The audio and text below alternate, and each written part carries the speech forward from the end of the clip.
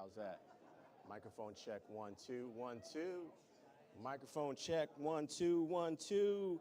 Clairemont High School in the house. Let me hear you say, yeah. If you love STEM, let me hear you say, oh, yeah. How's that for a microphone level check? They said they can hear us in the back. Well, then I guess we're underway. Hey, good afternoon, everyone. Thank you for having us at Clairemont High School. And thank you for the creation of the 3D mascot created right here at Clairemont High School. Let's give them a round of applause for their innovation. My name is Tony Thurman. I'm the assembly member from the 15th Assembly District in the Bay Area. Great cities like Richmond and Berkeley and Oakland. I hope that you all will come and visit us on the other coast, and we look forward to hosting you there. It's a great honor to be here to have a conversation about STEM. As we get underway, please, everyone have a seat. And I'd like to just acknowledge quickly some representatives from some of our other elected offices who are here today. We do have a representative from Assemblymember Gloria's office. Nick Serrano is here. Thank you, Nick, for being here. From Congressman Scott Peters' office, we have Kira Galloway is here. Hi, there she is in the back. Thank you. We also have from Assemblymember Weber's office, Janelle Jackson is here, right up in the front, and thank you. And from Assemblymember Brian Mainshine's office, we're in his district, so let's give a lot of shout out to his staff representative. Robert Knudsen is here. Have I missed any elected officials or any elected representatives?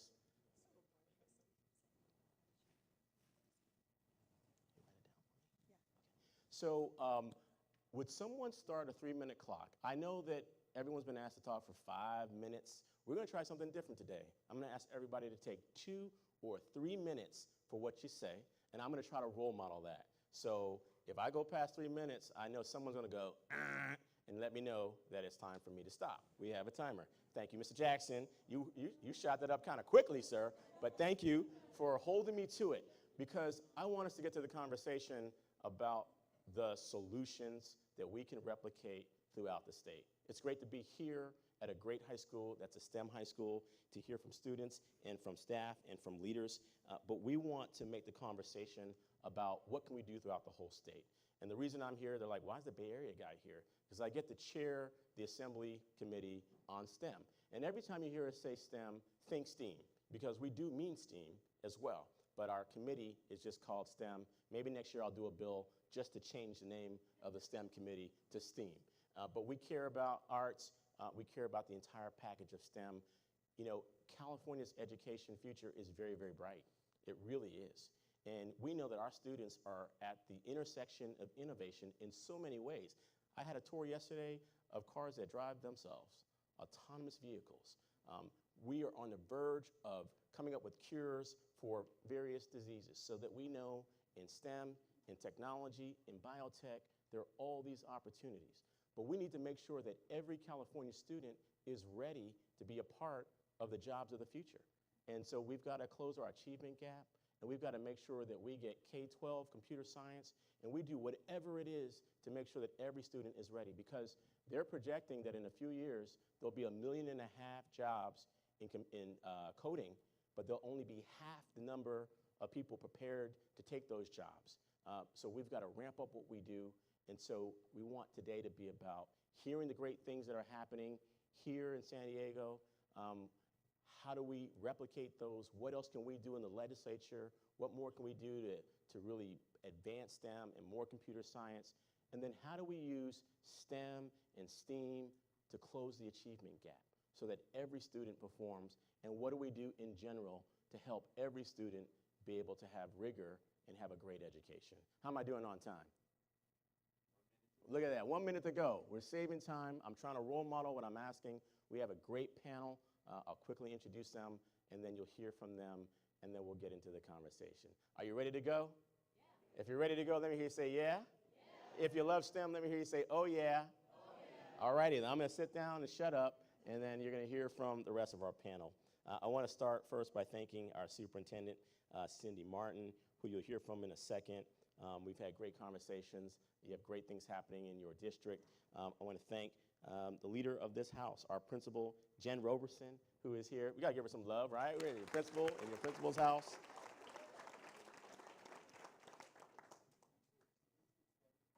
We're going to also hear from a number of students today. You'll hear from a number of your own. So let's give them some real love. Let's shout them out. Hugo Gutierrez, Michael Brown, Alyssa Miller, Amanda Sabin, Liz Rush, and Ethan Williams. And so you'll give them a big round of applause. We're going to do a few introductions in just a few moments, but first, I'm going to invite our superintendent, Cindy Martin, to take it away. Give her a round of applause as she comes.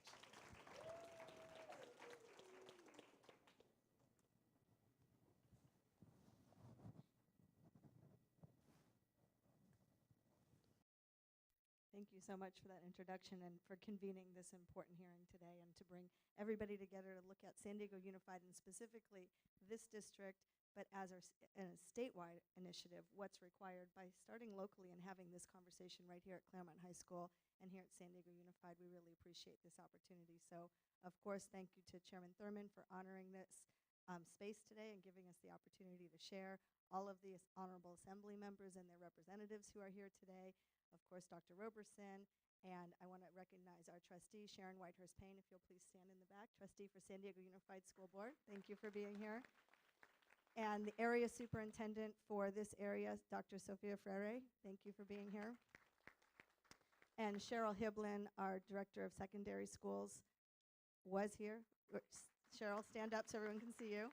She won't stand up there, Cheryl. Thank you. And many, many other partners that are here today to help with the testimony that we'll give and testify really before this vital committee that's looking at all the right things and asking the right questions.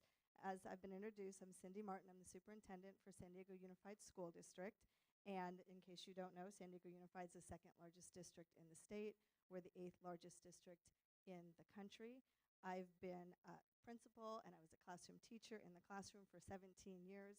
Education is my entire career, and the time I spent in the classroom helps to inform the decisions and the work that I do every day leading this fine district. Being the second largest district, we are keenly aware of the obligation, the moral obligation and the obligation to our community to prepare our students for the economy of the future.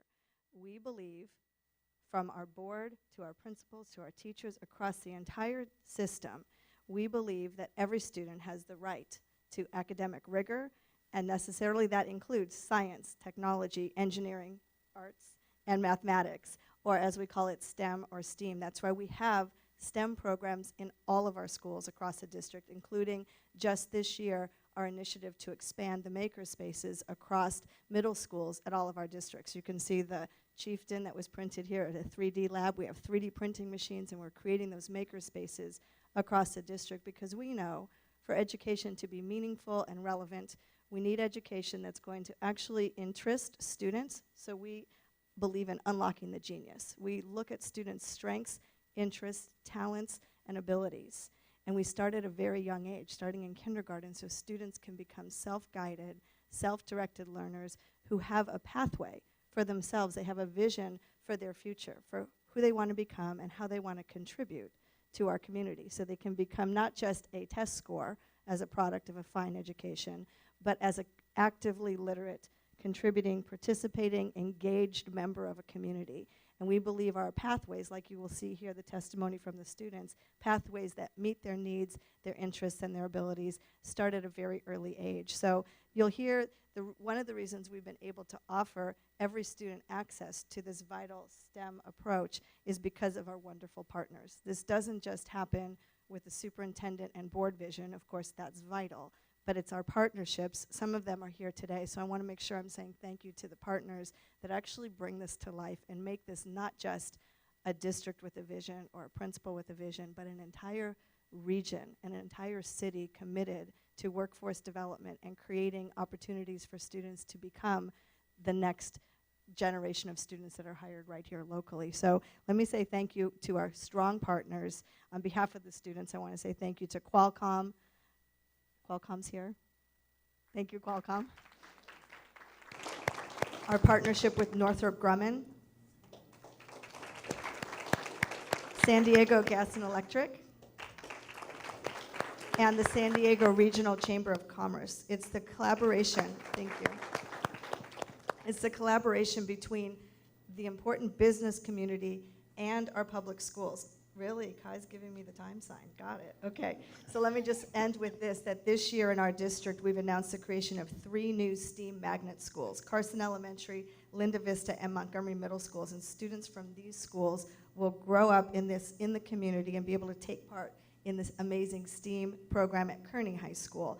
We believe these STEAM learning pathways that we've developed are the future of education. We know that it's too late to wait to high school for students to begin to imagine themselves as a scientist, an engineer, a technology leader. That interest needs to be nurtured at a very young age because that's when the big dreams are formed. So these new STEAM pathways that I just talked about in the Linda Vista community, they're funded by a federal grant for which we're very grateful. But I will say, because you asked what's needed, we need more STEAM funding from both the state and the federal government because we know these programs work. You want to know what's working, come to San Diego and see and listen to the testimony. These are working, and we want to strengthen them and expand them because we know everyone in this room agrees this is the path and this is the way to the future for education. So thank you for being here to see what's working, real live and in person, right here in San Diego Unified today. I appreciate your time. Thank you. Thank you.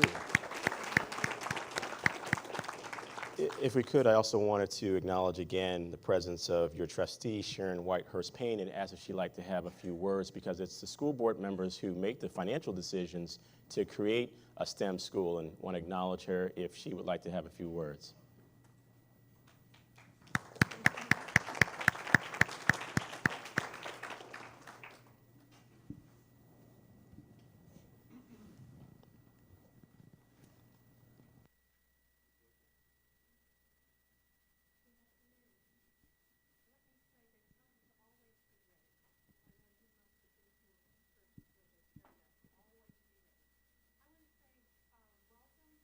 You to this wonderful event, and this is my passion because my major happened to be mathematics.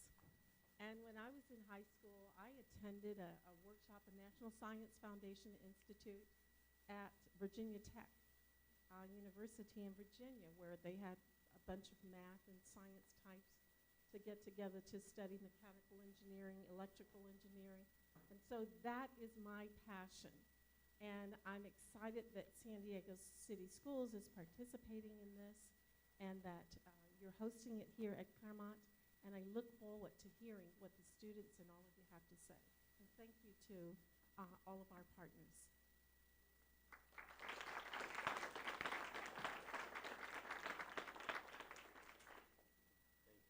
For being willing to be present in the service. We appreciate, school board jobs are the hardest in education. People only show up when they're angry at a school board meeting. And, it's very rare. I know I was a school board member. I got yelled at a lot. And we should take the time to acknowledge those who have the courage to provide the funding to do what we need here. And so thank you for saying those words. Moving on, we'd like to hear from our leader of this house, the principal, Jen Roberson. Hi there, good afternoon. My name is Dr. Jennifer Roberson. I am the principal here at Clairemont High School. And I first want to acknowledge the students sitting in our audience as these students are our first graduating class within the academies that we're going to be speaking of today. So I appreciate them attending, and I appreciate working with them each and every day of the school year. Our futures depend on the success of our students in the STEM programs.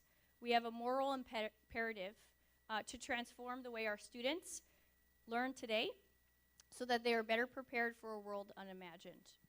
Over the past 3 years, Clairemont transformed from a traditional high school site into a linked learning demonstration school site that has 4 academies. We have the Academy of Healthcare, we have the Academy of Business, we have the Academy of Information Technology, and we have the Academy of Engineering. Clairemont adopted the linked learning approach, which is a successful approach to education based on the idea that students work harder and dream bigger if their education is relevant to them. Relevance is key. As I mentioned, we fully transformed, and our students experience hands-on learning, rigorous and relevant education, and they are being prepared for college and career. This makes learning more like the real world of the work life that we experience, and helps our students answer the question, why do I need to know this? Our Link Learning Academies focus on critical thinking and analysis, the integration of college preparatory academics, and hands-on technical training that provides a relevant and engaging way to teach and learn the content standards of Common Core and next generation science. This work is not easy, as was mentioned, and we must do it together. We are a family here. San Diego Unified, as mentioned, values and supports this work, and we could not do this without the district's vision and guidance. And we owe a lot to our secondary office and to some of our partners, which I'd like to acknowledge at this time.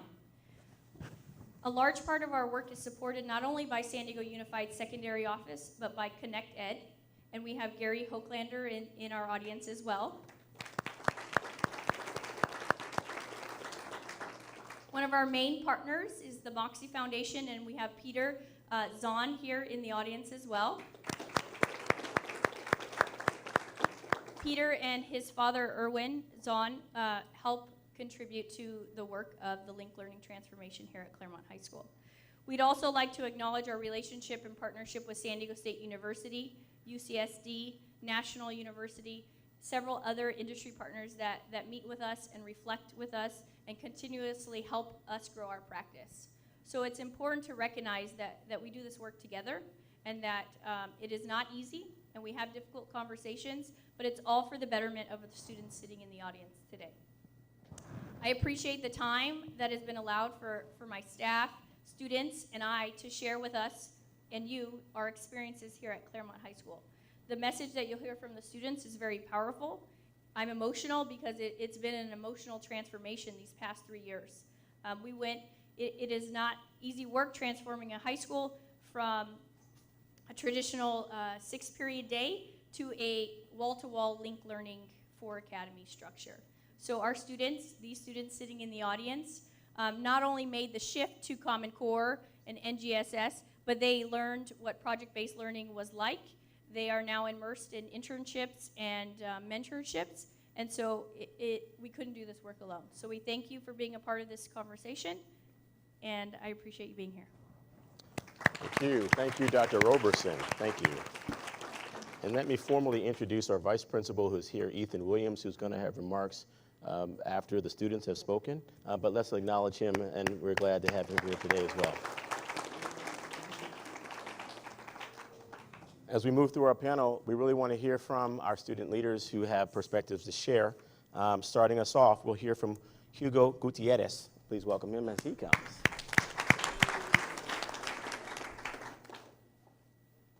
My name is Hugo Gutierrez, and I'm representing my academy, the Academy of Health and Medical Sciences. And I was here for my freshman year, which has allowed me to see the changes from the traditional high school to like linked learning high school. And I believe that it actually is a great, that it's a great thing for schools to try this out because it allows students to experience what it's like to work in something that they actually want to work and not just study something that is forced on them by a school district. And personally, in my academy, I thought that the curriculum was very rigorous, which I believe is actually well, because my freshman year at the high school was going to be easy, and then I get a sophomore year, and I enter my academy class, and it's completely different because instead of focusing on the teacher explaining you everything, it's more self-learning, it's more teamwork. It emphasizes more like working as a group instead of relying on your teacher to explain everything to you. And it also... Can we give him that one?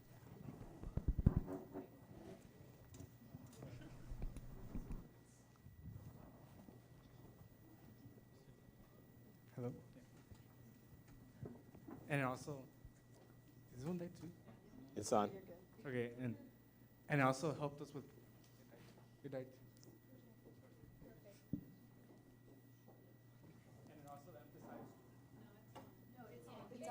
Just get real close. You sure? There you go. There you go. Okay.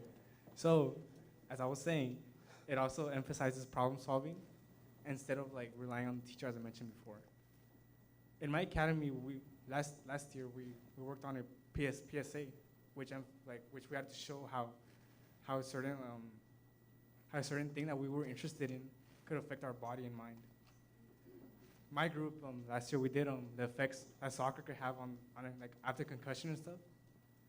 And throughout this project was carried along through all our academy classes, including our human body systems, our English class, and our physics class.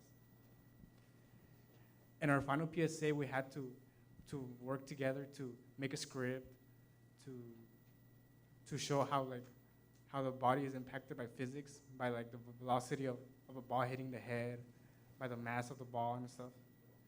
And it also gave us an idea of how we would work in a real working environment, since we had no we couldn't rely on our teachers to explain to us how to do the PSA. We had to do our own research. We had to give our own experiences and details. And also, something else we did in our academy is that we went on various field trips to like our fields. Personally, my favorite field trip was the Innova Lab field trip that we went to on my sophomore year. And during this field trip, we went to Innova Labs, which is a lab that studies the HeLa cells. And they experiment on these cells to find cures for potential diseases and other things that we don't know how to cure. And in that lab, we met various like business partners like chemists, biologists, even like people that were in marketing and other fields. And this gave us an idea of how like something that we would want to do, and we got to talk to these people and get their opinion and how they got there, and we got to meet them. And the academy personally, it's preparing me for college because it's like it taught me not to rely on someone else to do the work for me, and to work more as a team, and yeah. Thank you, Hugo. Let's give Hugo a round of applause. Why don't we just go right down the line, and then next we'll hear from Amanda Sabin. Please put your hands together for Amanda. Hi, I'm Amanda Sabin, and I'm representing the Academy of Engineering and Design. So I actually have no interest in pursuing engineering as a career. I didn't before, I don't after. I'm actually hoping to study international relations. But despite that, I've still found the academy experience to be incredibly beneficial to me, and I've picked up a lot of valuable skills, both practical skills and also more broad things that can be applied anywhere in my future. So we learned a lot of really interesting things in class I never thought I would care about, like, we created 3D models using CAD programming on our computers, and we built and programmed robots, which was my favorite part of our engineering classes. But we also got to develop skills like teamwork, working in a collaborative learning environment, leadership, and especially creative problem solving is something that I think naturally stems from the engineering field. But it also gave me a really unique perspective, that engineering point of view that I never would have had without the academy. So I think that's really gonna be an asset to me down the line. But aside from the practical benefits of the academy, it's also just been a really enjoyable experience because I really love everyone in my academy. These people who I've had classes with for the past 2 years are like a family to me, and I really love what we do in our classes. And actually, last spring 2017, some friends and I in our engineering class built a water conservation robot based off of a cactus with our class of X-Kits, and it actually ended up going to a district showcase in the Del Mar Fair, and I think that was probably going to be the biggest takeaway for me from this experience is that entire project, because we got to design the robot, and then we got to take what we planned and build it and program the entire thing, and we really just saw it through from start to finish. Obviously we had resources and help from our teacher when we needed it, but it was really just self-structured. It was something that we saw all the way through, and that was just really cool. Once it was finished, we got to present it to industry partners, and then, like I said, it went to showcase, and it was just really incredible to see what we could do just from our own ideas. So I think that's gonna really be what sticks with me most from this academy experience, but the whole thing has been really valuable in ways that I really never expected it to be. Great stuff. Let's thank Amanda for her sharing. So hi, I'm Michael, and I'm here to represent Academy of Information Technology. Before the academies were even put here on campus, I was unsure as to where I'd go originally, but I did at least have vague interests in technology, and so I thought information technology would be nice. And throughout the years, 10th and 11th, I was able to learn a lot about coding, for example, and the physical components of computers and how this could be applicable to all sorts of unique sorts of educational challenges and projects. But to start off, first of all, what I really appreciate about what these academies offer is the fact that the classes that you stick with can be the people you know throughout not only 10th but also for 11th, and that sort of inspires this friendly sense of competition, and it's what pushes us to work harder in a much friendly manner, and so that's something I really adored, especially the fact is that we are able to always be open to teachers that we're always close to throughout the years. So everyone feels like we're all just part of this big, giant family. And especially as the last portion is that our classes do connect with one another very well throughout project experiences. An example is when we were doing a Technovation challenge, when we were to create an application that would be geared towards a certain project or problem in society. So there would be teams of 3, and we would intertwine historical components, components from English language, and of course through computer science. History, we would figure out the issue, the origin and background of the nature of our problem.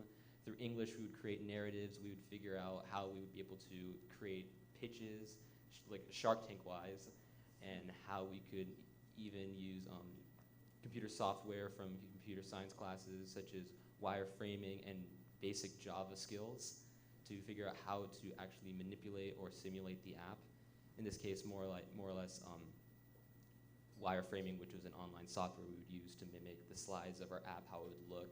And at the very end, we would take all the knowledge we gained from all these classes, how we all work together in teamwork and so forth, and we would present our thoughts and ideas in front of a whole lineup of corporate members or connections, and they would critique us, and winners got to actually go on to another showcase and present their ideas. So it was very awesome to figure out how it feels to be more competitive-wise, what it means to be in a competitive / teamwork environment, and having to create an idea from scratch, and having to understand how this can affect huge populations in general, how it can be very practical use, for example. And again, the terms of technology, we were able to understand what ideas we need to create, or how technology and coding comes into an application, from creating slides to buttons to its connectivity and UI and so forth. There are a lot of main components that I really adored to learn, and it really shaped my interests personally towards computer science. Even before that, I'm grateful for the fact that we were able to go off campus every now and then to get close-up learning. One time last year, when we were creating an actual escape room that was about cryptology and how it connects with perhaps maybe a physical product. So we created an escape room, for example, mimicking cryptology puzzles for people to go inside and learn about teamwork. And so overall, it was very fun, very enjoyable, and I feel as if it impacted me greatly for the future. Thank you. Let's say a thank you for Michael. Thank you, sir. Take it away, Alyssa.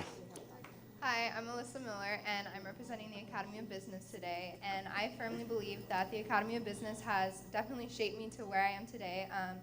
Coming in as a freshman, I was super shy, and I kind of kept to myself. But with the Academy of Business family and all of the teacher support and the support of my peers, it definitely brought me out of my shell as a person, especially like with the experiences of presenting to business partners and stuff like that.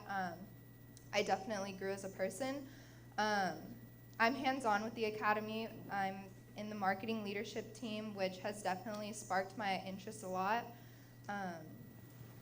Through the Academy, we do many different projects that are based around STEM learning. One of the projects that we did was called Sustainable Enterprise, where we had to basically create our own business idea. We pitched our idea to different industry partners, and they kind of gave us feedback and kind of conceptualized our idea a little bit, and we had to look at the financials to make sure that our business idea was possible and that it would be fundamentally accurate. And we ended up having to present that project to a bunch of industry partners, and in turn they chose the best one. And that was a really good experience for me because I learned friendly competition and I also learned money management. In the academy, we also look at stocks and retirement plans.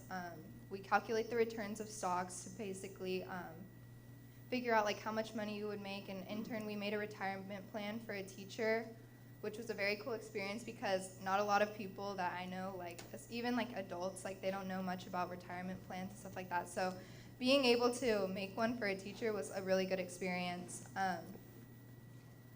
We work closely with industry partners.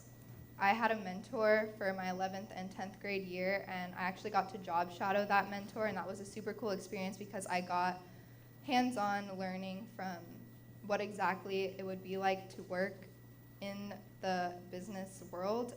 My mentor worked at a life insurance firm, and I kind of just learned more about the industry and like what life insurance was.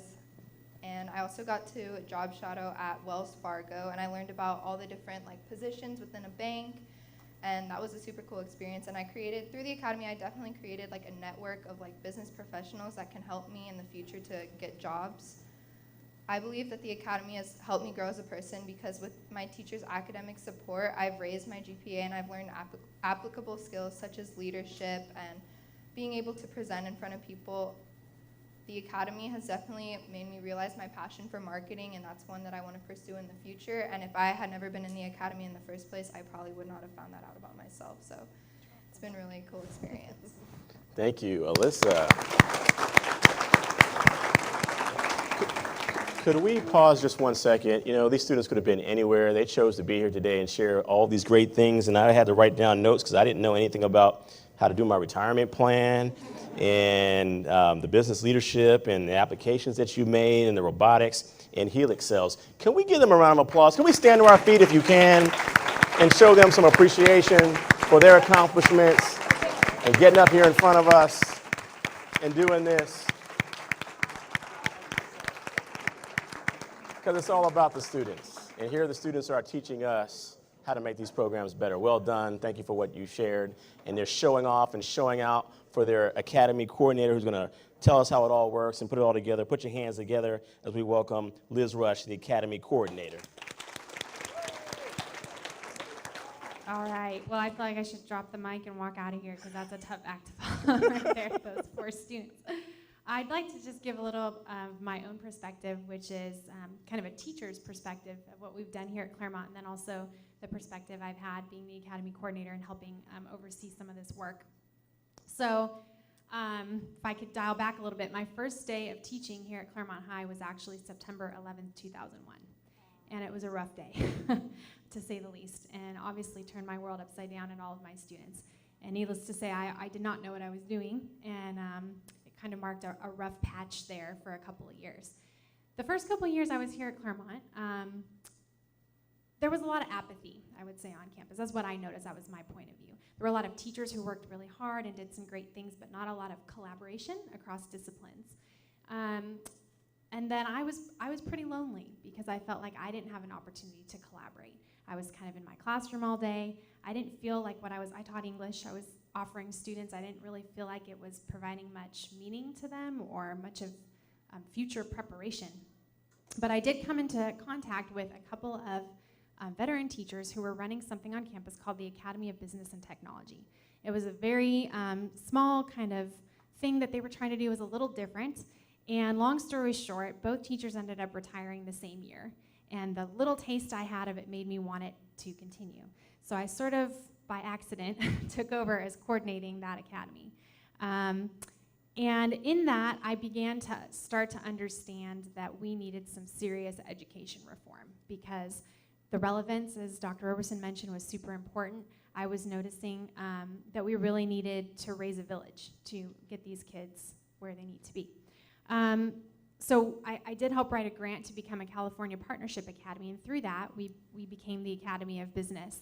And I began to get exposed to a model that's been working across the state, and that is rigorous interdisciplinary curriculum, teachers teaming, teachers looping with students, kids becoming a family with one another and trusting their peers and moving on together, career technical education being put at the forefront and not taking the place of college education but working in tandem.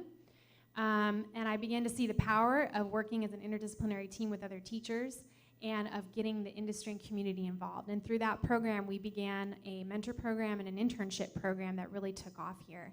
And before we knew it, we had 70 industry mentors coming to campus every month to help mentor our kids. And so then when we had this opportunity through our district and Connect Ed and the Moxie Foundation to become school-wide wall-to-wall pathways, I was like, you can ask Dr. Roberson. I was like knocking down her door. I'm like, let's do it, let's do it. I was so excited, and it's because I really, really believe that this is where it's at, and this is what's got to happen. So a little bit about the work we've been doing here. Now, every student that comes into Clairemont High chooses one of their pathways. We have a really good relationship with our feeder schools. We go in there, we recruit, we give students some choice. They become a family, as I think you heard from the students, and at least that's our goal. And they begin a sort of a trust relationship with their teachers.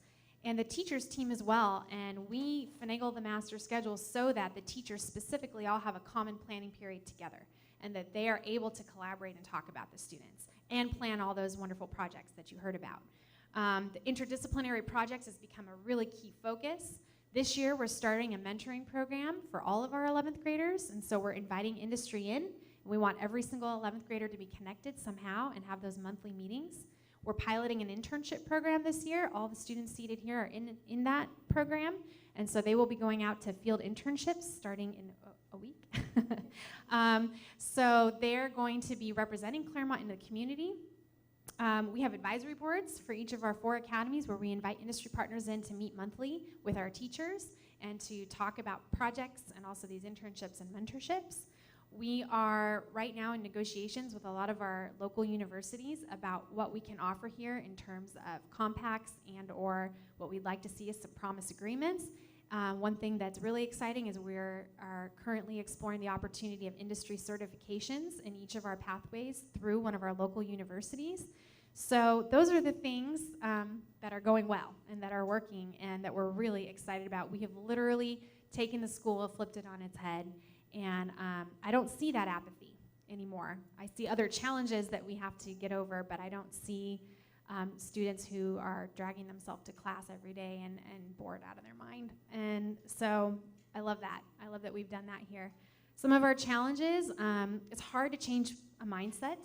It's hard to change 200 years of education being done a certain way and all of a sudden saying, but that's not really what we're supposed to do anymore.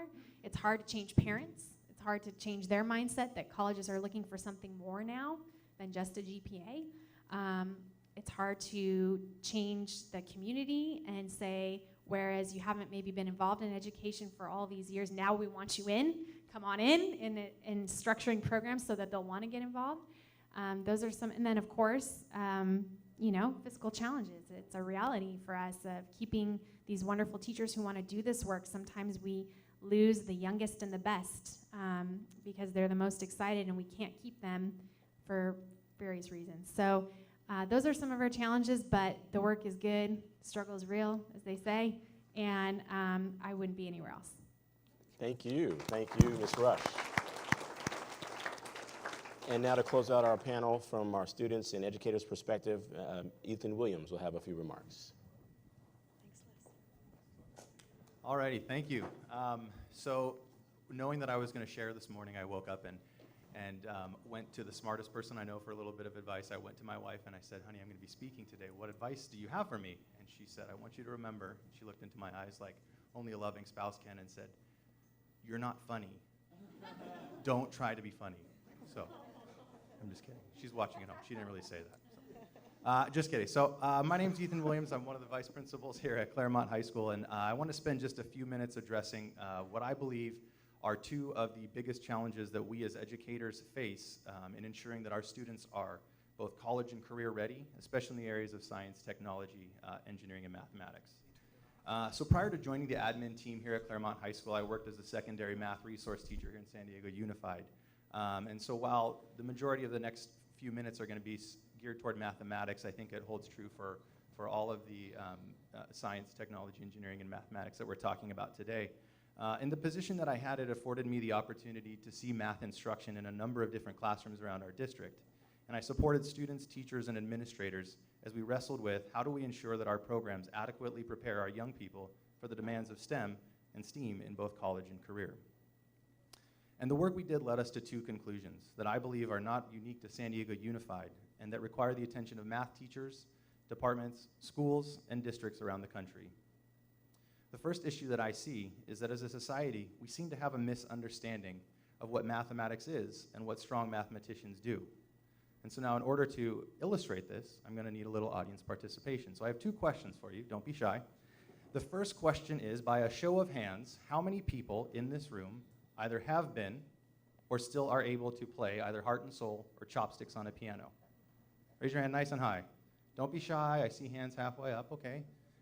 10, 12 or so. Okay, so those same people, how many of you would consider yourself a musician? 2. All right. So see, no matter how many times I ask groups these questions, the responses are always the same. The number of people who consider themselves to be musicians is significantly less than the number of people who could play chopsticks or heart and soul. And in my experience, the same holds true for mathematics.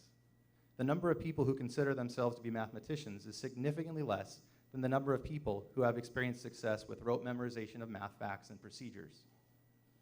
And I see that many of our students are engaged in mathematical chopsticks, strengthening procedural fluency, memorizing algorithms with little understanding of the reasoning behind them, and so on. This is not mathematics, or science, or engineering for that matter. The tools of mathematics are far more complex. Great mathematicians compare logic and ideas. They search for patterns and structure. They can explain their reasoning. They explore multiple pathways. They explore multiple pathways and critique and debate. They make connections between representations. They can justify, they can generalize, and much more. And until we see instruction in mathematics as helping students create ways of thinking about the world around them and providing them with the tools necessary to interact with that world, we will continue to see students unprepared for the demands of an increasingly demanding world. So this brings me to what I believe is the second issue facing our educational system in the area of preparing students for the demands of STEM. Until we have an accurate understanding of what great mathematicians, engineers, and scientists actually do, we will continue to struggle to design and facilitate instruction that provides students with the experiences and support necessary to acquire these skills. When we begin to broaden our understanding of what careers in STEM require of our students, we must confront the way that we design and facilitate instruction. Teachers will need to ask themselves, how have I created opportunities in my class for students to push past procedural fluency and begin to justify their mathematical thinking? Or where am I planning for students to compare their logic and their ideas? How does the design of my lesson ensure that students have multiple pathways to explore? And who is carrying the cognitive load in the classroom? So I'm hopeful that conversations like the one today will push educators, administrators, and policymakers to collaboratively address the issues described above. We must calibrate a deeper understanding of what it means to be an engineer, to be a scientist, or a mathematician of the highest quality, and in so doing, adopt a relentless pursuit of educational practices that provide students with the instruction they so desperately need to be successful in the STEM world of tomorrow. Thank you. Thank you. Thank you, Mr. Williams. And I don't know why you say you're not funny, because no one in here knows what heart and soul is, but we all found that funny. Thank you for making the, really thank you for making the connection that we're trying to promote critical thinking, not just memorizing. And we appreciate your analogy about the math chopsticks. And I'll go and I'll Google heart and soul so I can learn how to play it. Let's have another round of applause for our students and our educators on our first panel. Now what we want to do is we want to invite up some of the partners who've been working in our schools, in our school district, who are in technology, to give us some of their insights on this panel. We want to invite those who are on panel 2 to come on up to share some perspectives. And then we'll take questions from all of our panelists. So we welcome up Aaron Gavin, Dan Neiman, Tashonda Taylor, and Sarah Kamiaba, if you all would come forward. Thanks. Check, check.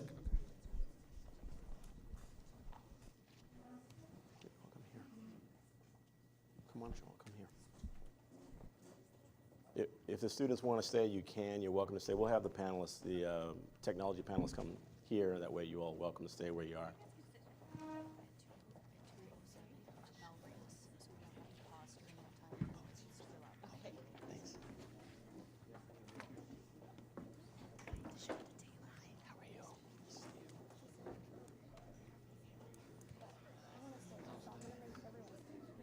Thanks, everyone.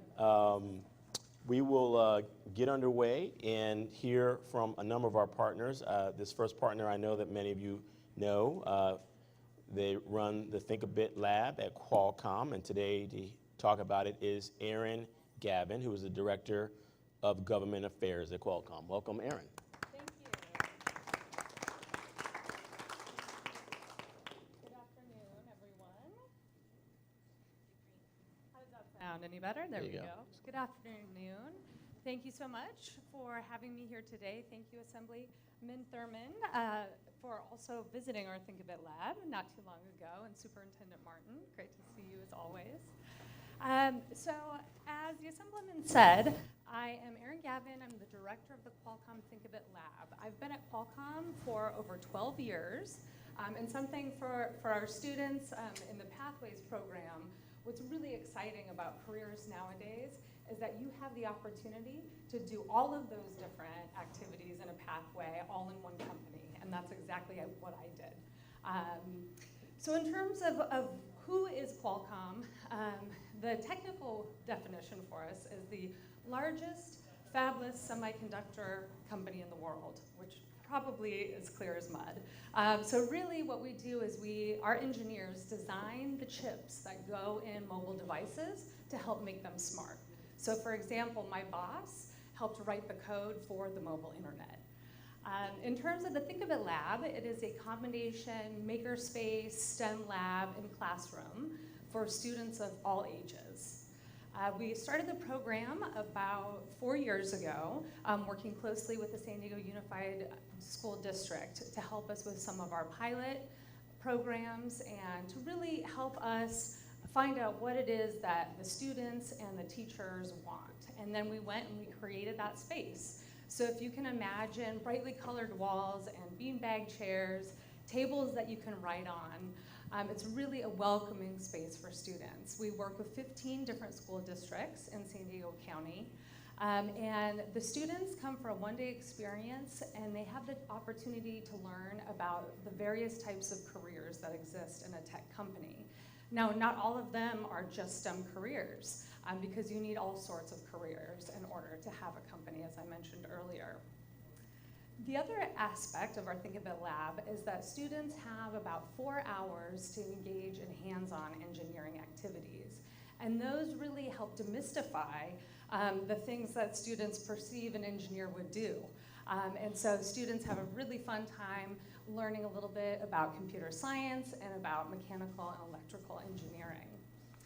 The program has been so successful. We've had over 12,000 students visit that we just launched our Inspired by Qualcomm Think a Bit Lab toolkit earlier this year to help more communities bring programs like this to them. And so again, working with the San Diego Unified School District, we had the opportunity to pilot in one of the middle schools at Lewis Middle School. And so we have worked with about 10 different schools and organizations in San Diego, and over the past few months, we have tripled the number of folks that we're working with. So we now have collaborations with Virginia Tech, with the University of Michigan, with a school district up in Central California, and many others across the country. In terms of the types of things that we really think would be beneficial in order for more students to be exposed and to be inspired to continue pursuing STEM, is that we need our assembly members to help identify schools, libraries, and other locations that communities can use to build their own space, like we've done at the Qualcomm Think of It Lab.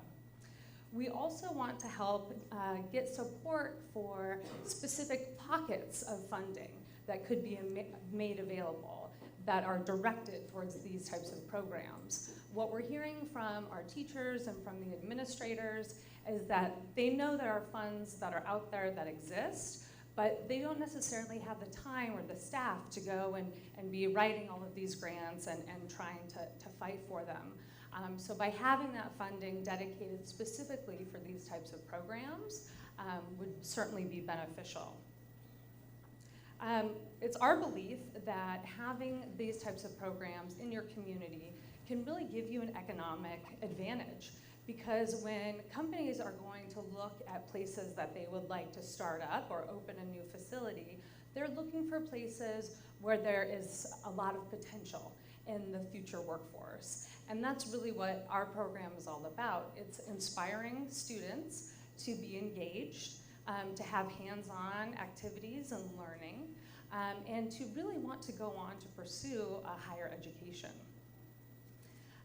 The last note I'll make is with regards to really ensuring that we have the teacher talent in place. So we're deeply indebted and really admire the teachers that are willing to go and explore some of these new activities and programs. That's not an easy feat. So with that, I'll pass it on to the next speaker. Excellent, thank you, Erin. Up next, we will hear from Dan Neiman, who is the Corporate Citizenship Manager in the Western Region for Northrop Grumman. Welcome, Dan. Thank you. Thank you, Assemblymember. It's great to be here today. Again, my name is Dan Neiman. And Amanda, I appreciated your comments earlier. I was very sad to hear that you didn't want to pursue engineering as a career. But it did, despite what you said, your school has prepared you beautifully for a career at a place like Northrop Grumman. What we do is we solve incredibly complex problems every day. We solve those for our customers, and in order to do that, we know that we need incredible problem solvers like Amanda.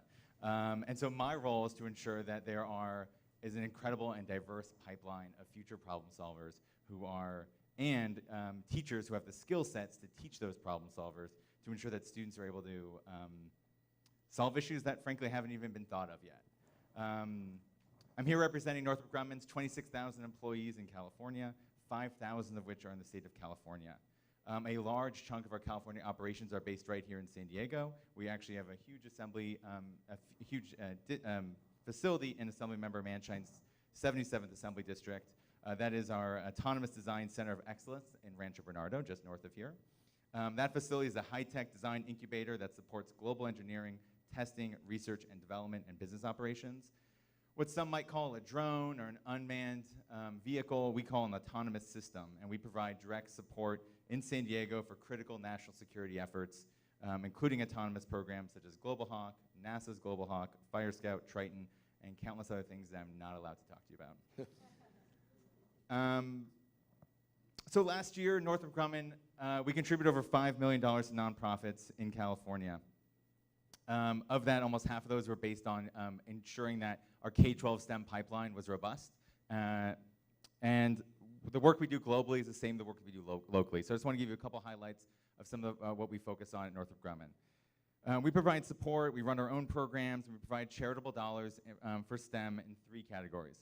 First, we call Excite and Engage. So it's a lot of the stuff, again, that Amanda talked about. How do we get kids who are doing things in hands-on STEM programs they may not even realize are preparing them for a career in STEM? Robotics clubs, after-school programs like Cyber Patriot, science fairs, et cetera. The nice thing about that also is that our employees who have the technical expertise to do that are actually playing roles as coaches and mentors and subject matter experts to coach their kids through that. Phase 2, we talk about educate. We know that our future workforce not only needs to be passionate about this work, but they also need to be proficient in math and science to be successful in college and to be successful in the workforce. So locally, we work with programs like the Elementary Institute of Science to ensure that they have the resources to support excellent programs they run that ensure that students are prepared for a career in STEM. And lastly, we focus on teacher PD. We know that one of the best indicators of a student's success is a great teacher. If we can focus on getting our teachers prepared, making sure they feel competent and comfortable with NGSS, and truly feel they can take their instruction to the next level, that is a big focus of ours. So we have programs like the Northrop Grumman Foundation Teachers Academy, which gives middle school science teachers a 3-week externship with Northrop Grumman. They work side by side with our engineers, our researchers, our scientists, and learning about what the industry needs and how they can better prepare their students at the middle school level. Lastly, I just want to share a few examples of what we've done locally with Poway Unified, San Diego Unified, and Escondido Unified. The first initiative I'd like to highlight is the area of cybersecurity. In May, a local competitive cyber team from Del Norte High School and 4S Ranch won the annual SoCal Cyber Cup Challenge. It was formerly called the Mayor's Cup. The team is led by a local Northrop Grumman employee and mentor, Paul Johnson, and it's supported by Northrop Grumman through a range of efforts, including bringing the students on our campus to practice. We're incredibly proud of what Paul is able to accomplish, and so many of what our employees do across the state to make our community stronger and develop the next generation of math and science professionals. Paul and his team were recognized by Mayor Faulconer at City Hall this summer, and they got some quality time with the mayor to discuss the importance of STEM education. Lastly, just want to talk about one other big program we have called the Northrop Grumman Fab Labs School Contest. It was great to hear that the initiative that San Diego Unified has taken to have more maker spaces or Fab Labs in our schools. We had a contest similarly to drive students and community's interest in this. So we gave public middle school teachers and administrators a chance to create a STEM lab at their school.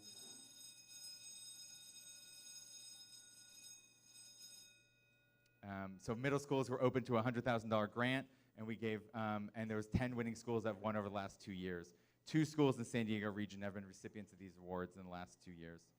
And lastly, we know that we've made great strides in the STEM space, but there's still a long way to go. So a good example of that is we have thousands of open job recs across the state and hundreds right here in San Diego.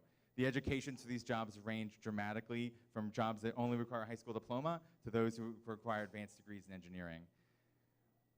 We know that we need to be regular partners with high schools across the state for high school internship programs, community colleges on aerospace technical curriculum and 2-year accreditations, and of course working with our CSUs and UCs to encourage graduates to come and intern and then work here full time. We applaud Assemblymember Thurman and the state for their interest in trying to understand the needs of the industry, and we hope we continue to share some examples of our best practices so that California can develop the talent pipeline it needs to thrive in a dynamic economy. Thank you very much. Thank you, Dan. And make sure you get the business cards for Dan. He said there's a bunch of open jobs at all levels, and I'm sure there's some jobs at Qualcomm too. So make sure what we do is networking with Aaron and with others, and so we want to get after those jobs. Thank you, Dan. Next, we're going to hear from Tashonda Taylor, who's the Director of Human Resources at San Diego Gas and Electric Company. Thank you. I like to thank not only Assemblyman and our superintendent, but to the administrative staff here at Clairemont. I'll tell you a little bit about my story, but I came through a STEM pipeline, and I'm an electrical engineer by trade. So to hear the students and the staff so passionate about STEM, I'm very passionate. It's one of the things that I do a lot of volunteer service for. So I just appreciate all the work that you all are doing in this space and the passion that you have for it. At San Diego Gas and Electric, our mission is to improve lives and communities by supporting organizations that do a lot in the community, specifically San Diego and South Orange County, in the area of our environmental impact and footprint in STEM. So at San Diego Gas and Electric, we service about 1.4 million electric meters, and we also and we have gas customers as well. But we pride ourselves on trying to be the cleanest, most safest, most reliable energy company in America, and that's really our mission. And to do that, we have to have talent and support the communities that we serve in the area of STEM. I'll tell you a little bit about my story, and then I'll tell you about, which explains my passion, and I'll tell you a little bit about why I'm so proud to work for San Diego Gas and Electric. So I was fortunate enough to come through a STEM pipeline through an organization called the National Society of Black Engineers. So as I was a student sitting in your chair in 11th grade, I realized that I wanted to be an electrical engineer. And so I went to college, and there was a program, most of you probably know it as MESA. Back then it was called MEP, Minority Engineering Program. And through that support and nonprofit organizations, I got my degree, and now I'm in a position where I'm able to volunteer and provide give back to that organization and others. And why San Diego Gas and Electric was the employer of choice for me is because they also share that passion in the area of STEM. We support about 120 nonprofit organizations within San Diego County, specifically for STEM programs. I personally sit on the board of the Elementary Institute of Science, which is District 4 in Southeast San Diego. And most of our, I would say the majority of our leaders sit on boards that support one or more areas of STEM. Another thing that we're doing, when I came out of college, I never thought that, I didn't have the dream to work for a utility company. I didn't consider them innovative. And boy, was I wrong. Some of the things that we're doing in the area of innovation is we have built the largest lithium-ion battery in the world. And that's our utility within San Diego. So we all should be proud of that as customers of SDG&E. And what battery storage does is it allows us to preserve some of the energy that we're producing and either put it back on the grid or use it for a later time to be able to maximize the benefits of solar. Another thing that we're doing as a utility company is we're really leading the way and cutting edge on electric vehicles. So we really want to try to electrify not only San Diego County, but contribute to the state goals when it comes to renewable energy. We are also doing other projects in the areas of renewables. We are leading the state with 43%, which is huge towards the goals that California has in terms of renewable energy. Another thing that we're working on is we're trying to work with community nonprofit organizations to do more to promote the programs that they have.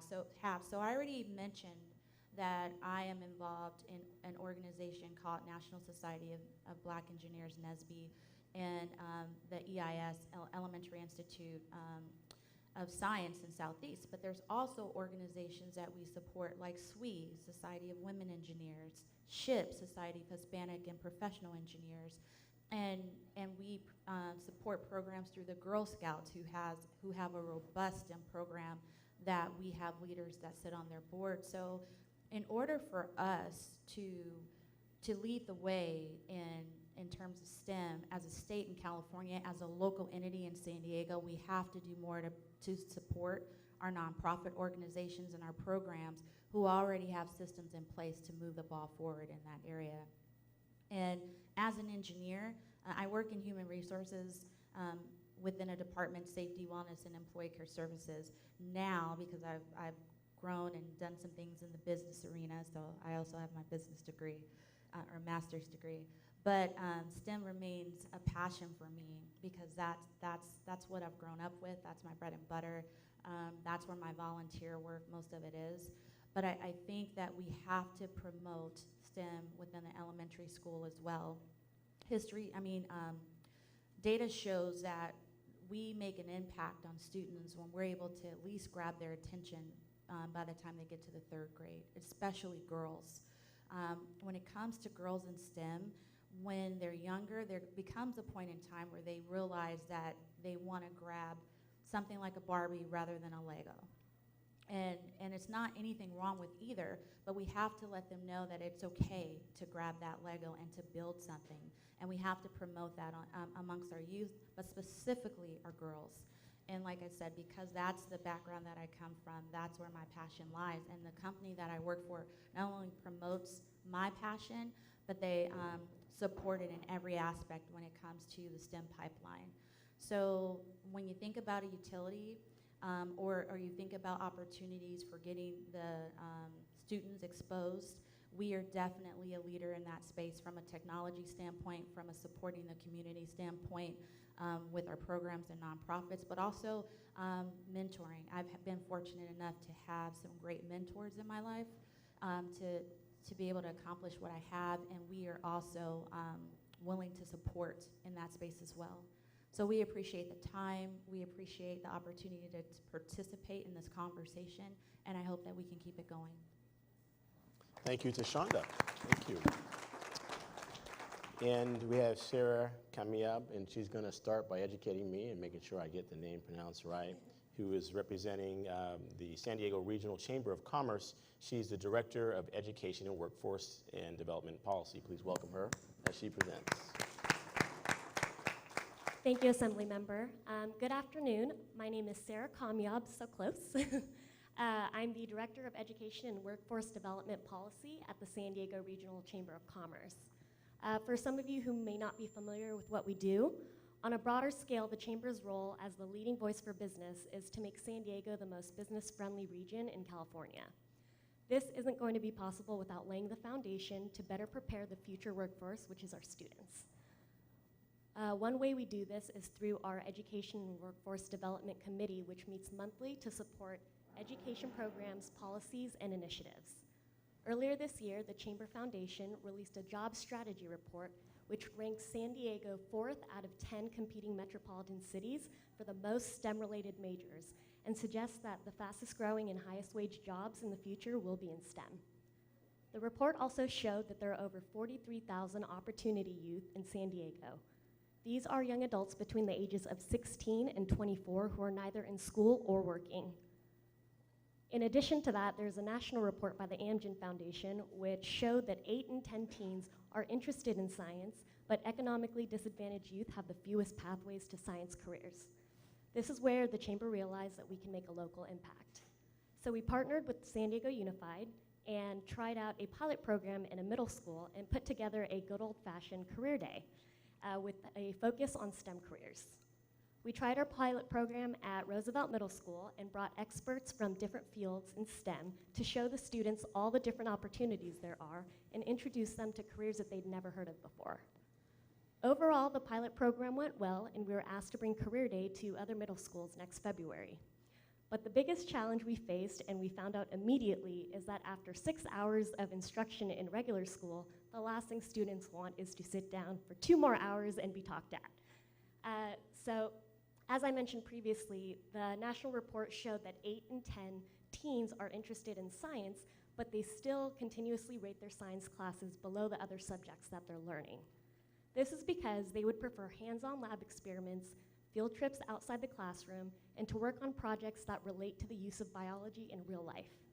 And this is where we found that the Chamber can actually have a bigger impact and play a bigger role by acting as a bridge between business and education.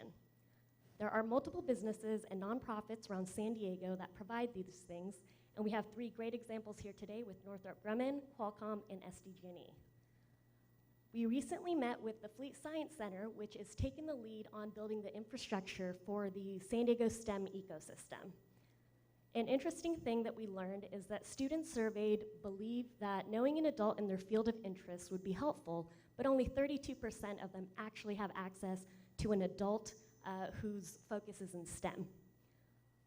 Well, guess what the Chamber has? Lots of access to people and businesses in San Diego that focus on STEM. The Chamber is committed to building a strong future workforce, and I think we're off to a good start with collaborating with the businesses here and the school districts and to build the STEM ecosystem and to lay the groundwork for our future workforce. Thank you, Ms. Kamiab. Thank you to our business partners and panel. We want to hear from you. We want to hear your questions. We want to hear your suggestions. Superintendent Martin started us off right away by saying we need more funding. We heard from Aaron that there are needs for locations for more maker spaces. What do you have for us? What questions do you have? You can fill them out on a card. You can shout it out. There are people who are listening and they're going to email them in. What questions do you have for us? What suggestions do you have for us? There's a hand in the back, please, from our school trustee.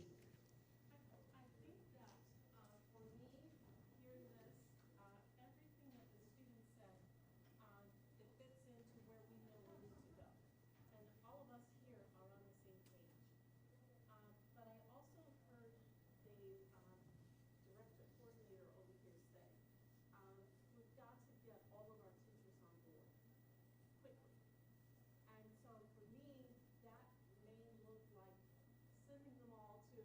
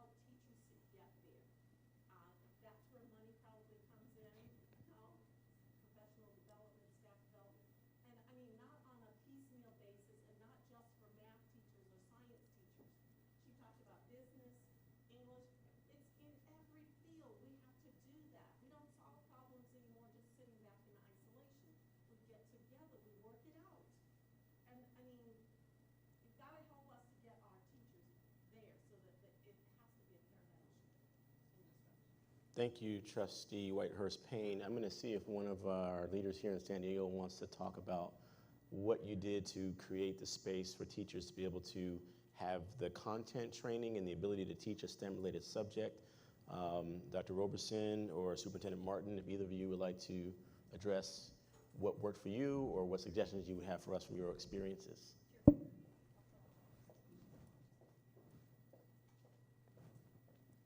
I appreciate being asked that question. Yesterday we hosted a linked learning demonstration school site visit where we got to share our experience with teachers in Oakland Unified, their principal, other educators that wanted to learn and grow alongside of us.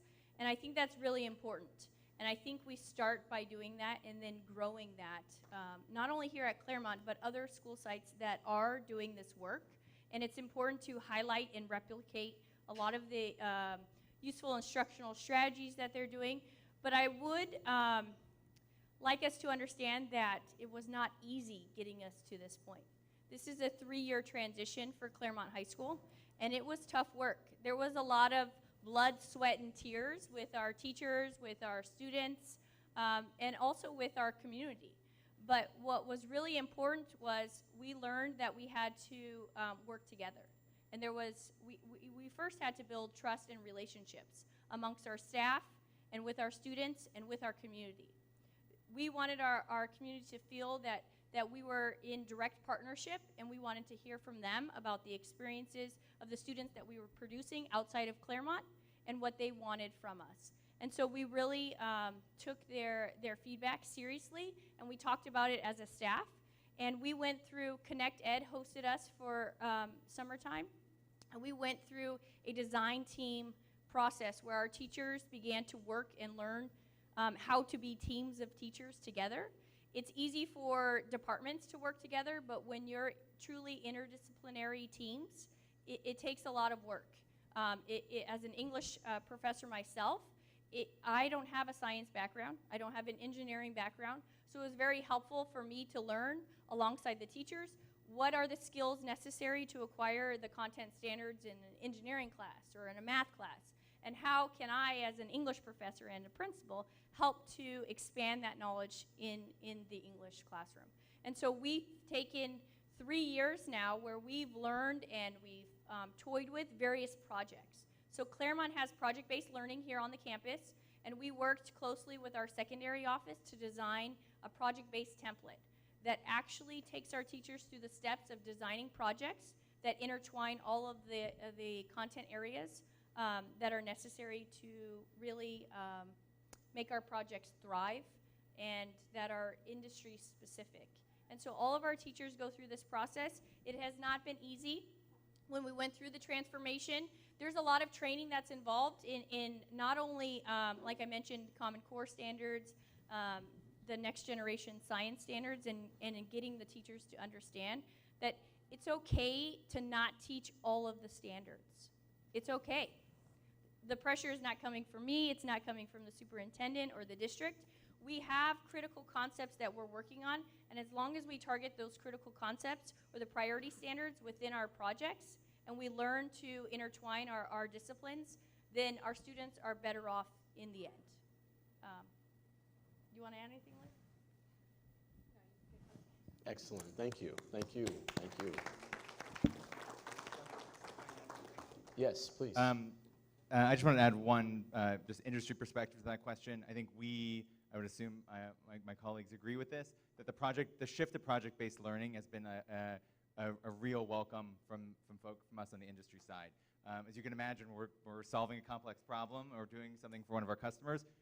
We don't do it in just one single discipline. We're not just working on physics by itself or just working on algebra by itself. We're working on building a satellite that involves every discipline and math and science together.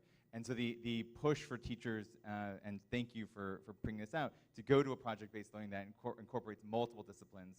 And to tie in what I said earlier, our Teachers Academy reiterates that as well. So our middle school science teachers are coming in, and we're showing them that the real-world application of that is the same thing they're learning in schools, hopefully, that aligns with NGSS. So it's been great to hear that schools are moving to this model, and we really encourage that.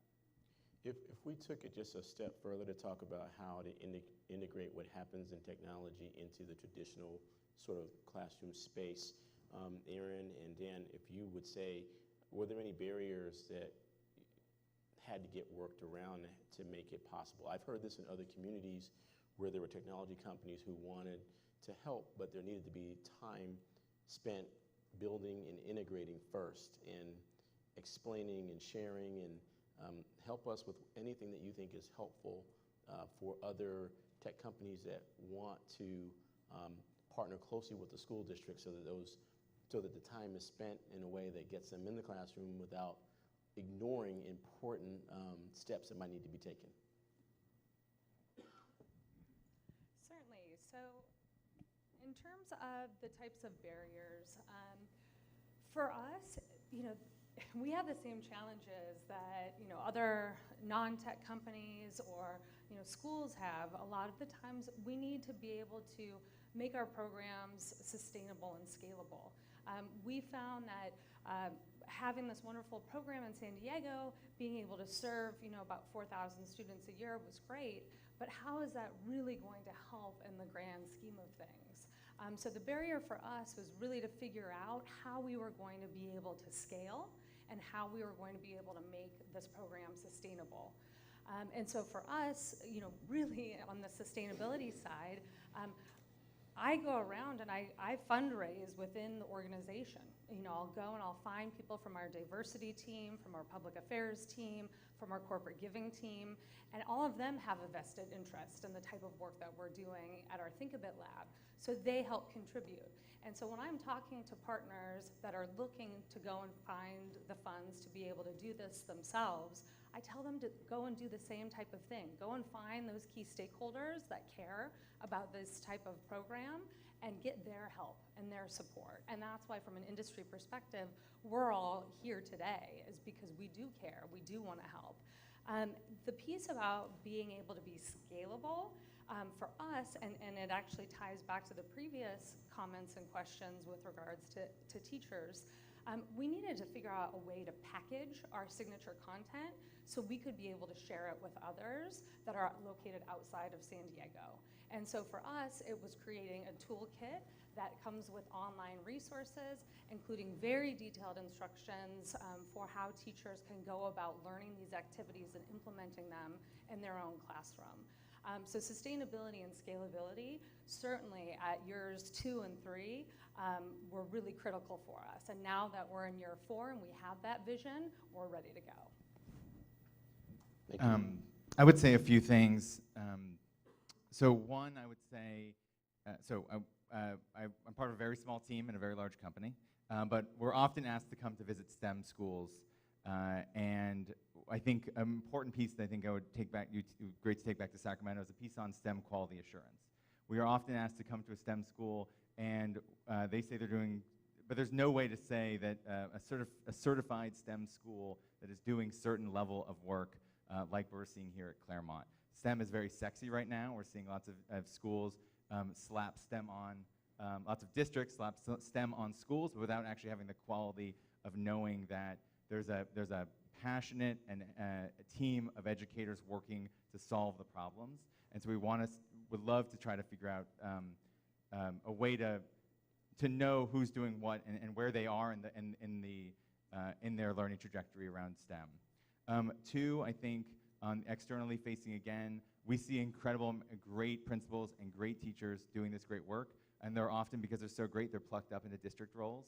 And sometimes the next teacher or next principal in line doesn't share that same passion for STEM. And so how do we make sure there's long-standing quality of the schools that we're partnering with?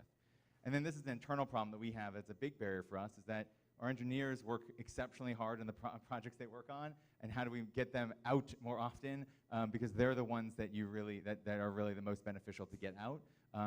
So it's easy for us to bring kids to our sites, but we want to get our people out more often, and so that's an internal barrier that we have a regular barrier of, is just getting our incredibly talented employees out in the community more often.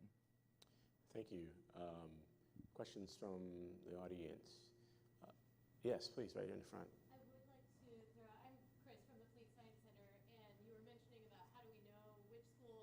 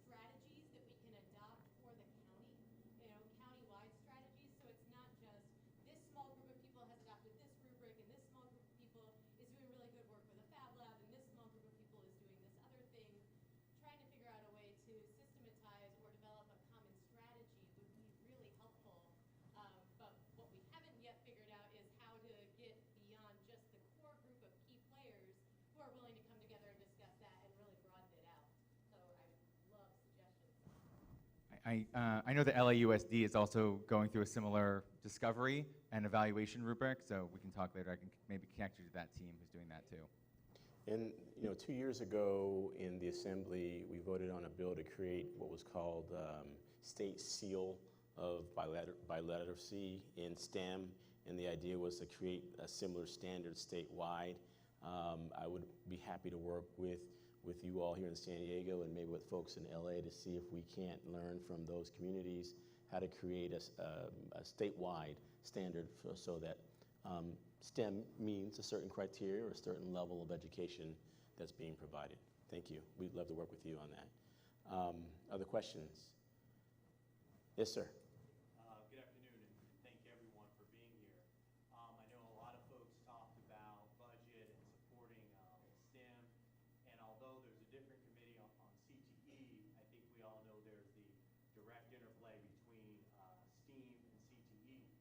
So we thank the legislature and the governor for appropriating, I think it was about $200 million in one-time CTE funding, I think for the third and final year of that funding. And I would just ask that the legislature and others look to see how we can continue that CTE funding going forward and how that can help out our STEAM program.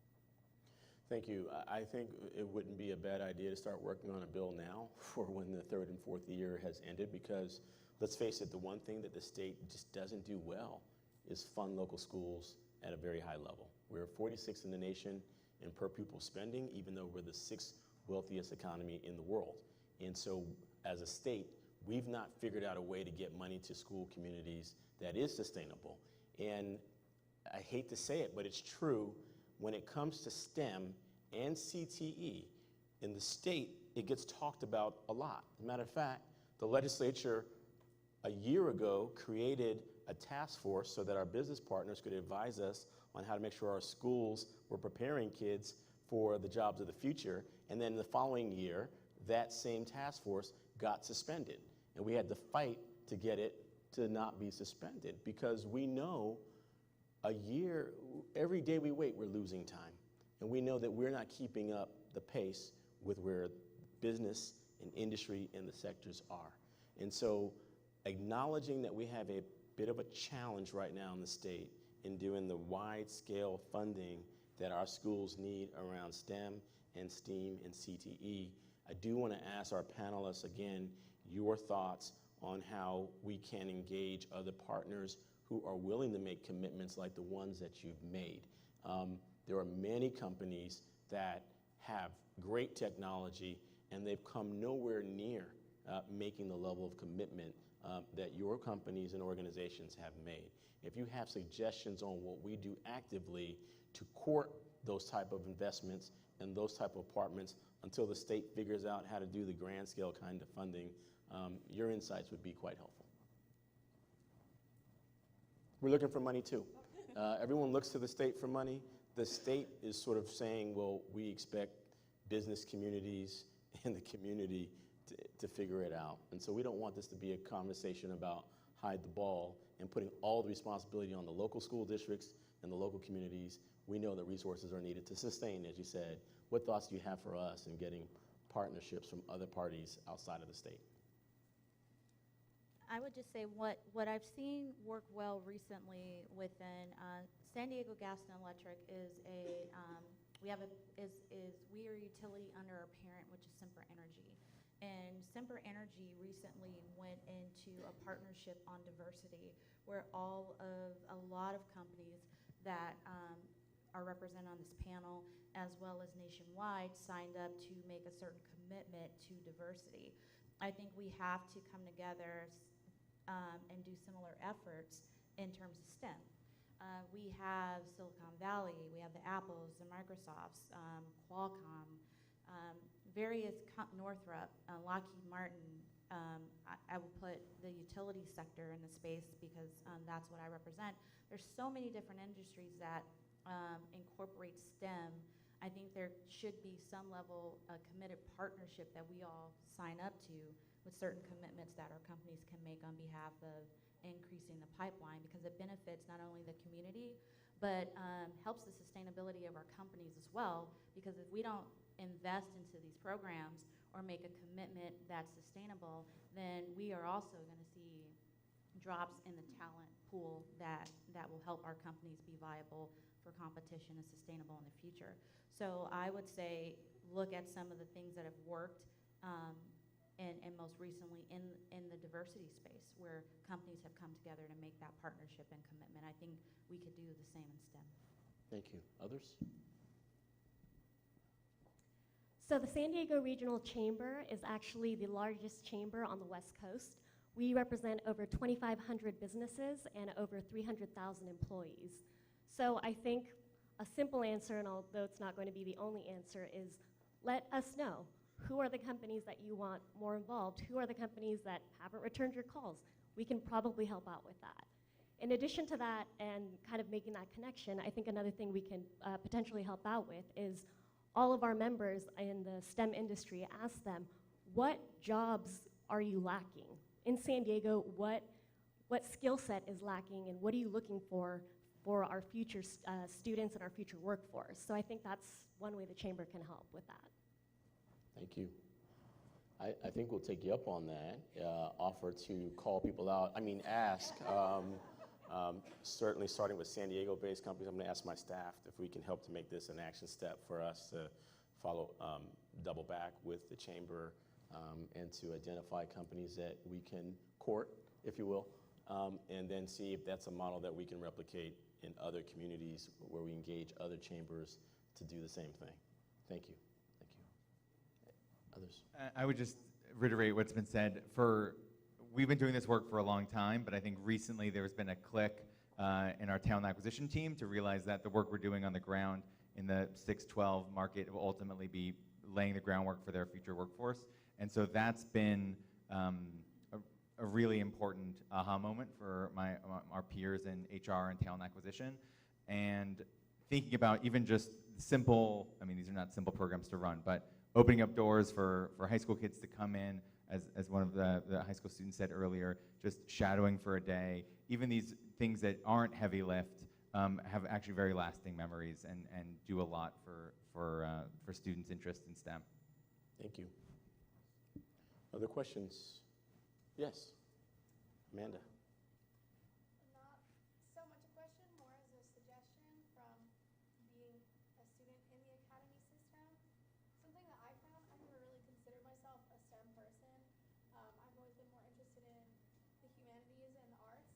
And I know we say STEM, but I personally have felt that the arts haven't been as much of a priority. And I know that the jobs are in STEM, and I've definitely had my eyes open to how beneficial these careers are and these programs are, because I was very skeptical when they started the academy system here, but I really completely flipped my view on it, and I think it's fantastic. However, I still feel like the arts and humanities, particularly the arts, still end up taking a back seat, and people say that they care about them, but then they're kind of still left behind with no funding or support. And I just think that it would be really fantastic because they provide such a unique and important perspective on STEM fields, and I think that that's really necessary to kind of make creative advances in these fields, and I think that that's something that's definitely more lacking in these programs. If those could be integrated or just definitely just prioritize more. I know it's difficult to fund things more because we don't have money, or the money that we do have we can't use. And that's a whole, I don't even know that business. I can't handle the finances. But just if those had a higher priority placed on them, I think that STEM is here, and if the arts could just be here, it'd be great. Because I think that they're just really valuable to the dynamic as a whole. Thank you for calling that out. I think you can handle that math. I think you're absolutely right that there is a price that we pay when we defund programs in arts and humanities. That price in many ways is we lose well-rounded students. There are ways to use the arts to teach a number of subjects that are STEM related, and so you're on point. So thank you for calling that out. I'd like to ask if any of the panelists want to address that. Ms. Rusher, you look like you might have had some things that you wanted to share. If not, any of the panelists, if you care to address the issue of the lack of support for arts and humanities in our traditional STEM approach. I'll touch on it for a moment, if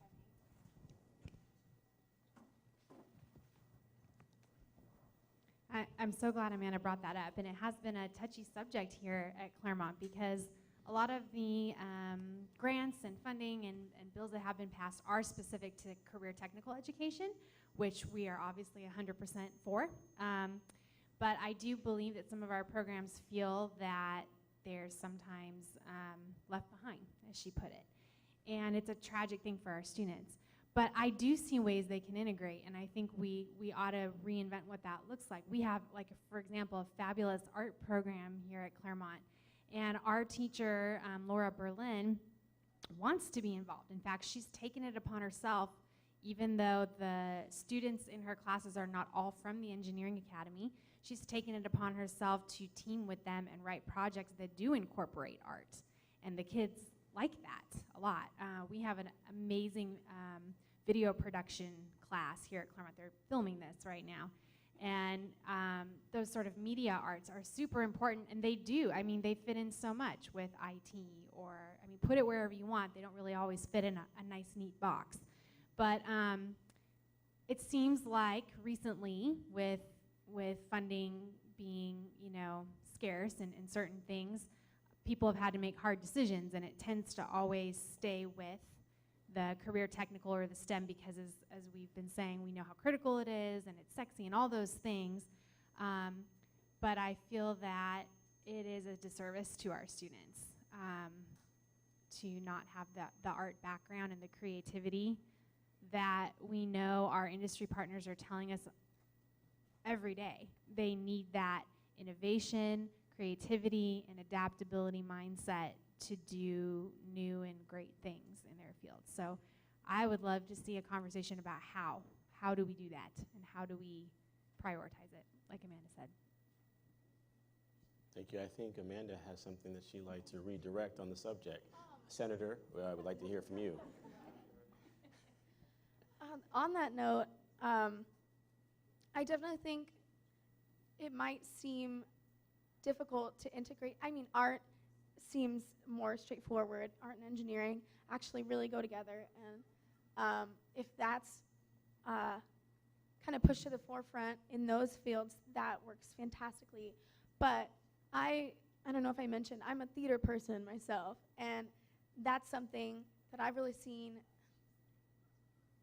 I don't want to say suffer, but suffer on campus. And we've had issues with teachers retiring and stuff, but it's so simple and easy to actually integrate this, and I just think the effort needs to be made, because I was just thinking when Ms. Rush was talking about how the last 2 or 3 years, Kaiser Permanente has come to our school and given us like a performance about STDs, and that's like medical and theater partnering. And I'm not saying, you know, we need to give a play about how to make apps at school, but it's just really easy to integrate these different things together in ways that you wouldn't expect. And I just think what needs to be made is the effort needs to be made, the priority needs to be there, because the integration almost happens itself once people take that step forward to work on that. Are you running for office? Because maybe you should. We might see you in the White House in 2035.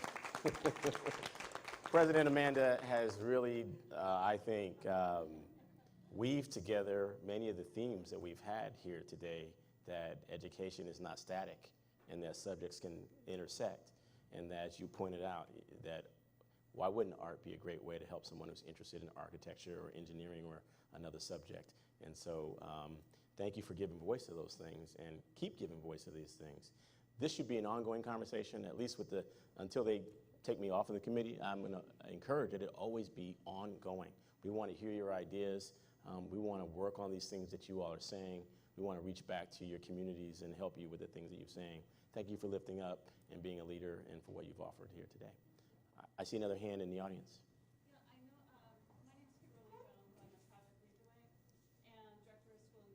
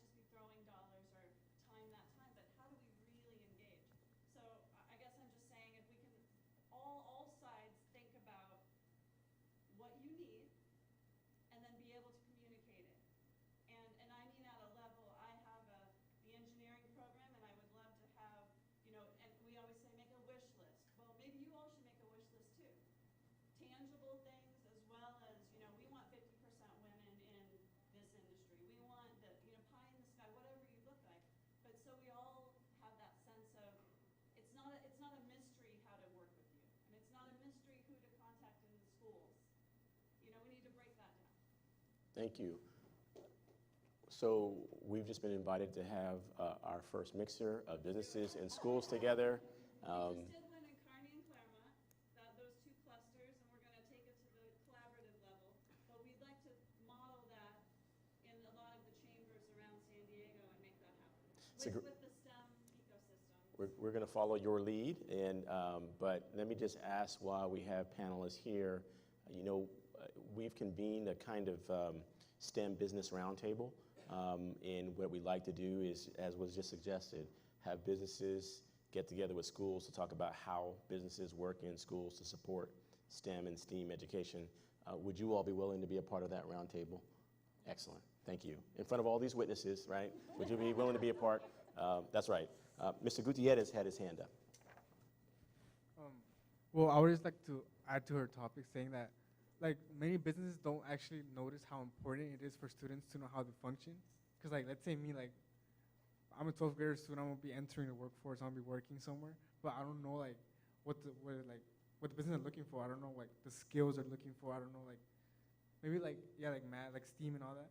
But there's other things that maybe they could be looking for. Like, our academies help us a lot with, like, learning, like, the soft skills, like the communication, teamwork, and all those skills. But I think that there's still a big gap that we don't actually understand what businesses want. And I think that it would be a valuable thing for businesses to consider. Like, maybe we could go to these schools and teach these children what we actually want. So when they actually enter our business or something, we'll have a better idea of how to work together. I think Mr. Gutierrez is going to be the Chief Operations Director. He's asking about not just soft skills development, but what are the other skills? Perhaps some of our panelists want to address that. We got some HR people on the panel. You might be working in that sector, running that sector. I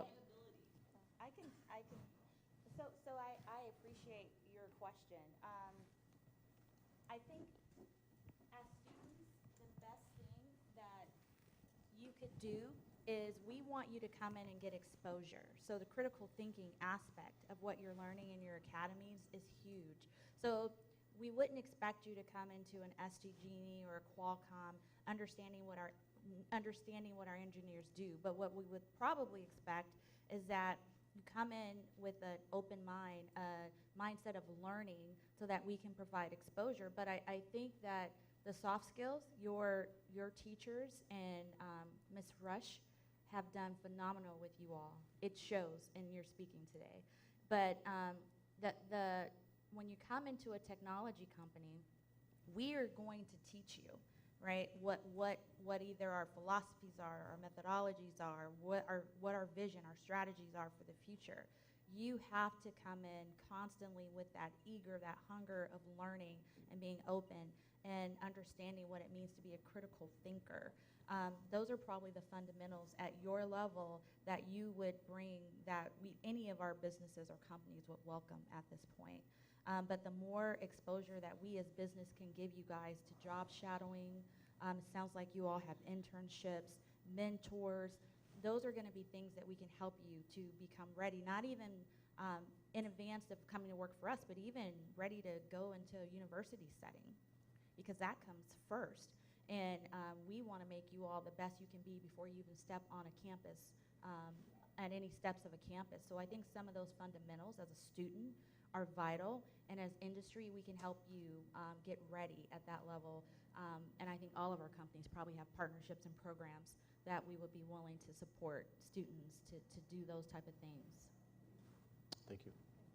I'd like to also add from what Ms. Taylor had just mentioned. My name is New Trend with SDG&E Community Relations, and I'm part of the STEM ecosystem. A lot of our partners are here today, and we had 2 sessions already, what were called Collab Labs, and where we invited our STEM ecosystem. We had over 200 members that are part of the STEM ecosystem with corporate partners and business professionals, and also teachers and different school districts. And a lot of it was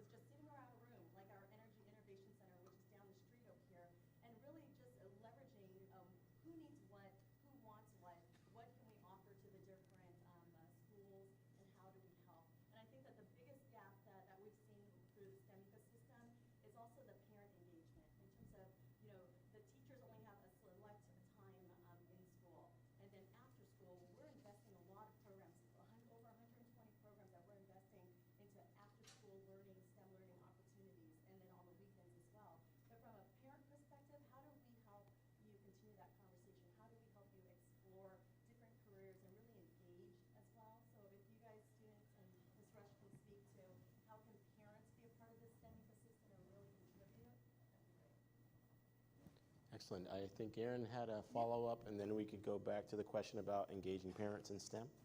So I feel like I've lucked out or hit the jackpot because one of the founders of Qualcomm, Dr. Erwin Jacobs, is incredibly philanthropic and really cares about the community, cares about schools, cares about people.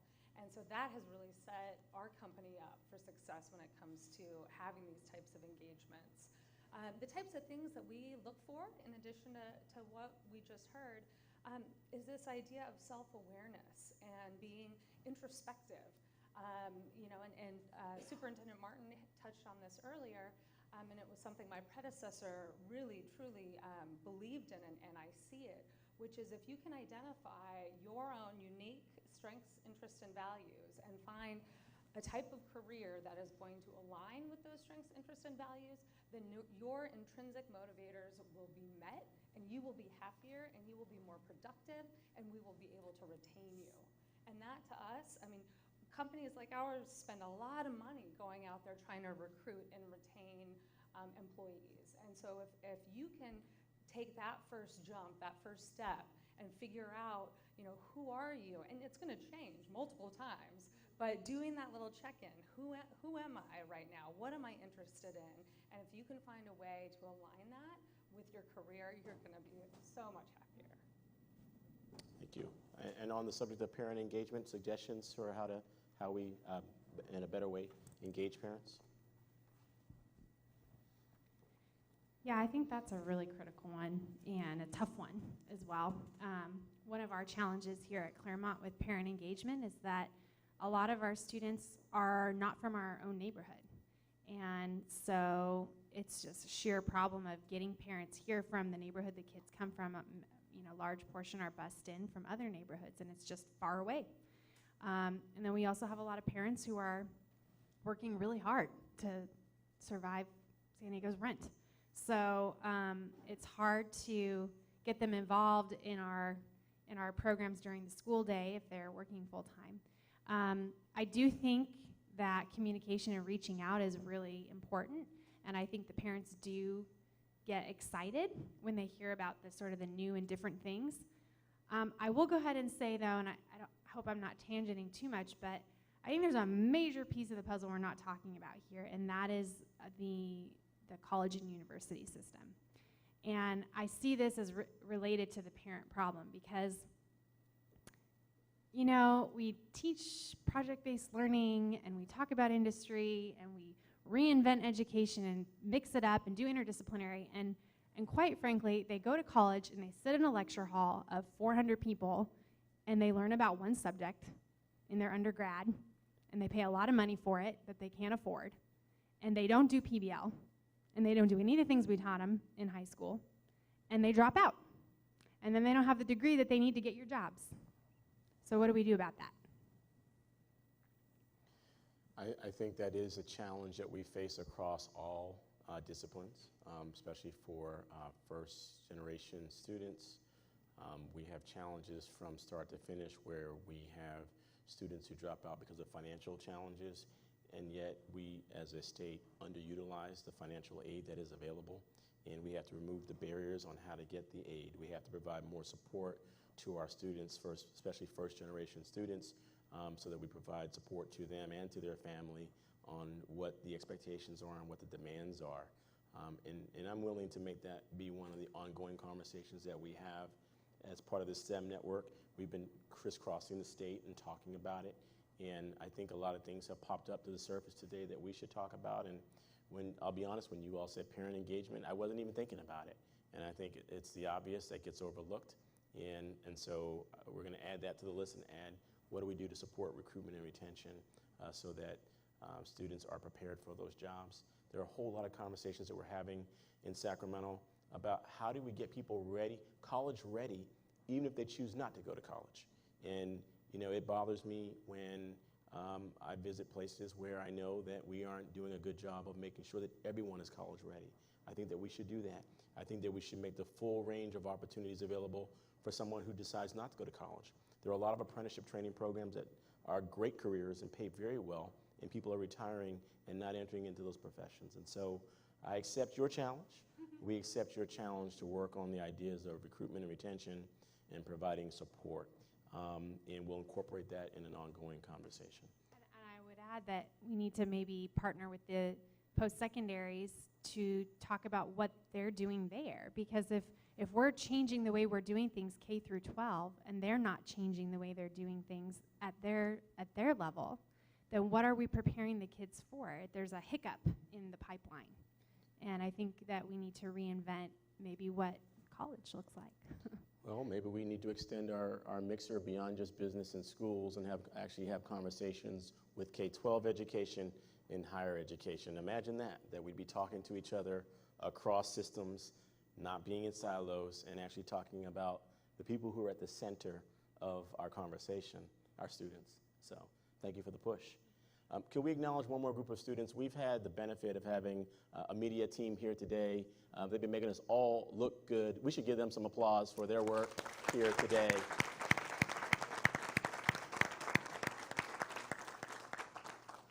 Thank you. Again, I think we owe some thank yous to those who've hosted us here today and dreamed this up. Superintendent Martin, thank you for your leadership. Dr. Roberson, for your leadership and for having us here in your home. I know that a number of staff have been working together to make this happen. I know for a fact that my district director, Mary Nicely, and Isabella Gonzalez-Potter in my office have been working very closely with Kai Jackson to make this happen. I want to acknowledge the staff who helped to pull this together. And Io Taylor in our office, thank you. Thank you again to the students.